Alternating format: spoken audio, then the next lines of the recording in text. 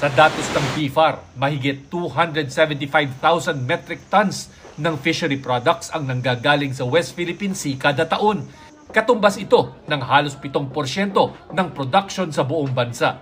Mas mahigit pa sana ang mga nakukuhang isda kung lahat na parte ng karagatan ay malayang puntahan ng mga mangingisda. Siyempre yung mga tao matatakot. Bababa sila talaga. Maraming produkto dito sa Puerto nang gagaling ng Balabak, Buliluyan, ay yun malapit na sa West Philippine Sea. Kabilang sa mayaman sa lamang dagat ang Ayungin Shoal na iniiwasan ng mga mangingisda dahil sa panggigipit ng Chinese Coast Guard at fishing militia. Kahit medyo may kalayuan siya, doon pinupuntahan kasi doon nga maraming source. If mawala ng access yung fishermans natin, of course it would affect yung supplies and varieties na pwede natin makuha. Kung mawala na ito, that would mean actually an improved productivity on the part of the Filipino fisherfolk.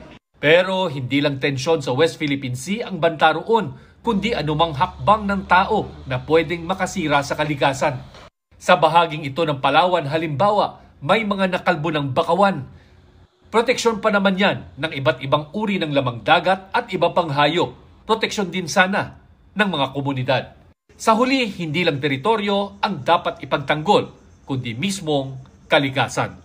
Para sa GMA Integrated News, Chino Gaston Nakatutok, 24 Oras.